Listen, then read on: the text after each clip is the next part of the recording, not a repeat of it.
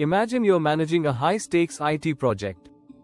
Everything is going smoothly until a vendor responsible for a critical component delivers faulty software, derailing your timeline and budget. Or worse, a third-party tool you're using introduces a security vulnerability that compromises sensitive data. Scenarios like these highlight why managing third-party vendor risks is critical for IT projects. In today's video, we'll follow the story of Lisa, an IT project manager, who faced these challenges and learned essential strategies to mitigate vendor risks. Stay tuned for practical tips and real-world insights to protect your projects. Hello, and welcome to NxtChair. If you're new here, make sure to hit the subscribe button and tap the notification bell for weekly insights on IT project management, risk mitigation, and more. Today, we're discussing a topic that's often overlooked but critical to project success: managing third-party vendor risks in IT projects. Whether you are a project manager, IT lead, or developer, these strategies will help you navigate vendor relationships effectively and minimize risks to your project. Topic introduction. Third-party vendors are often an essential part of IT projects. They provide specialized tools, services, and expertise that your in-house team might not have. However, these partnerships come with risks, from missed deadlines to security vulnerabilities. To illustrate this, let's dive into the story of Lisa, an IT project manager tasked with delivering a complex e-commerce platform.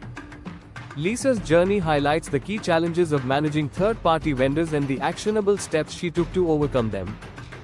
These lessons can help you protect your projects and achieve success, no matter how many vendors you rely on. The challenge of selecting the right vendor. When Lisa started her e-commerce project, one of her first tasks was to select a vendor for a critical payment gateway integration.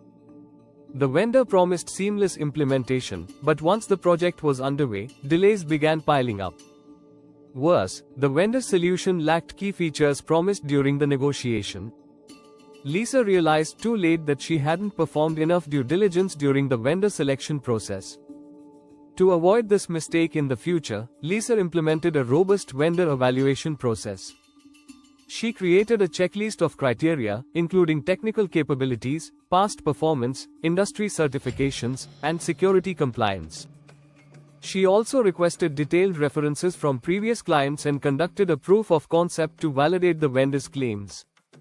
Technical note: vendor evaluation should include a combination of qualitative and quantitative assessments. Lisa's checklist included: 1. Technical capability. Does the vendor solution align with the technical requirements of the project? 2. Security standards. Is the vendor compliant with industry standards like ISO 27001, SOC 2, or GDPR? 3. Scalability. Can the vendor solution grow with your project needs? 4. References. What do previous clients say about the vendor's reliability and support? By conducting a thorough evaluation, Lisa ensured that future vendors would be a good fit for her projects, minimizing risks from the start. If you're finding these tips helpful, give this video a thumbs up and drop a comment below sharing your own experiences with vendor selection. Your insights could help others in the community. Once Lisa chose her vendors carefully, her next challenge was managing contractual risks effectively. Negotiating strong contracts to mitigate risks. After learning from her vendor selection mistake, Lisa knew that having a solid contract was critical. In her next project, she worked with the legal team to draft a contract that outlined clear expectations, deliverables, and penalties for non-compliance. She realized that contracts weren't just legal formalities, they were tools to manage risks proactively. For example, Lisa added clauses specifying service level agreements, SLAs, deadlines, data protection measures, and penalties for missed milestones. She also ensured the contract included an exit strategy, in case the vendor failed to deliver. Technical note: when drafting vendor contracts, consider including 1. Service level agreements, SLAs, define measurable performance benchmarks, e.g., 99.9% uptime for a cloud service. 2.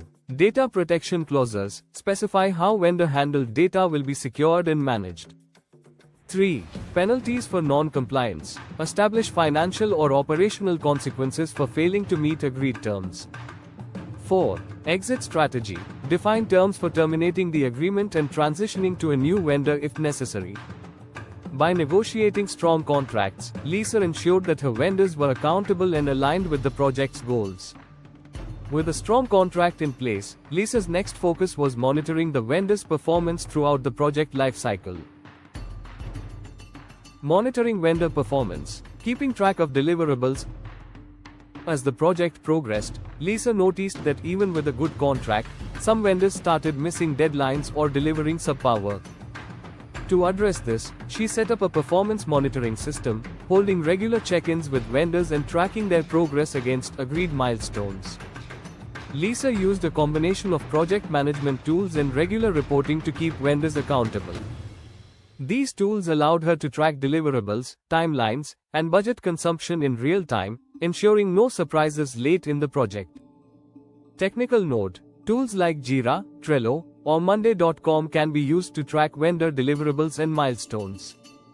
Lisa also implemented key performance indicators, KPIs, such as 1. On-time delivery rate, percentage of milestones met on schedule. 2. Quality of deliverables, compliance with technical specifications.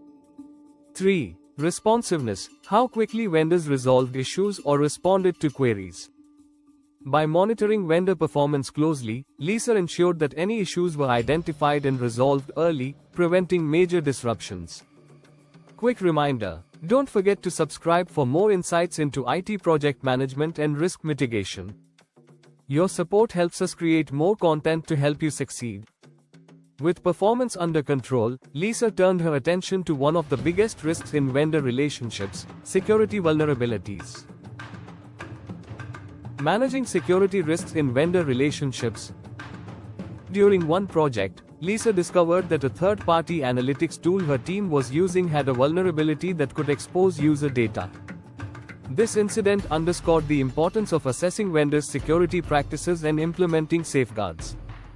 To mitigate security risks, Lisa introduced vendor security assessments as a mandatory step in onboarding.